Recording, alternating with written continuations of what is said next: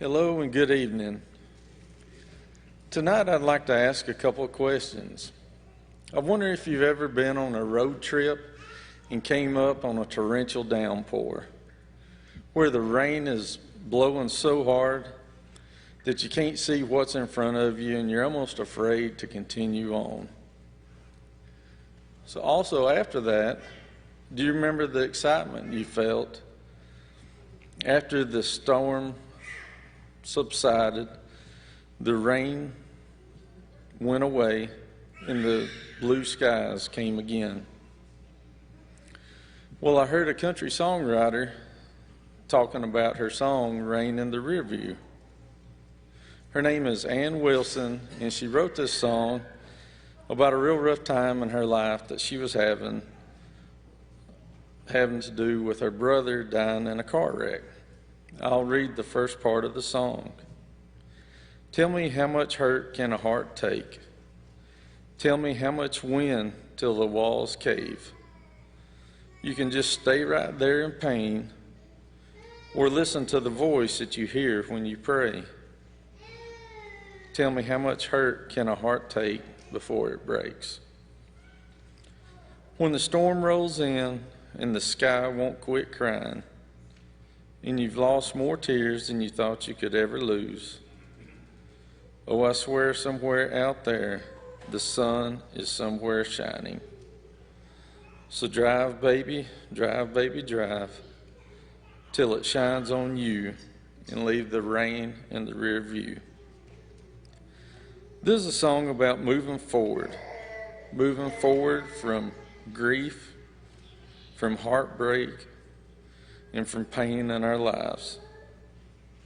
She was interviewed and quoted talking about Psalm 30, verse 5, which says, "For his anger endureth but a moment. In his favor is life. Weeping may endure for a night, but joy cometh in the morning."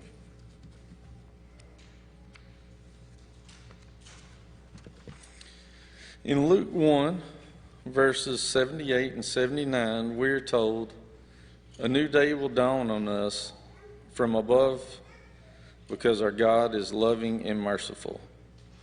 He will give light to those who live in the dark and in death's shadow. He will guide us into the way of peace." Many times I've seen people in life seem like they were just stepping from one spot of quicksand to another spot of quicksand. They just seem to keep going the wrong direction. Maybe they need to stop and seek God. Get in the Bible. Maybe it will help draw them to the light. Or maybe somebody's depressed and needs positive words to help brighten their day. Someone to help pull them back to a positive state. Sometimes it seems like we go from one trial to another with little to no improvement in the situation. In Corinthians 10, verse 13, it states that God is faithful.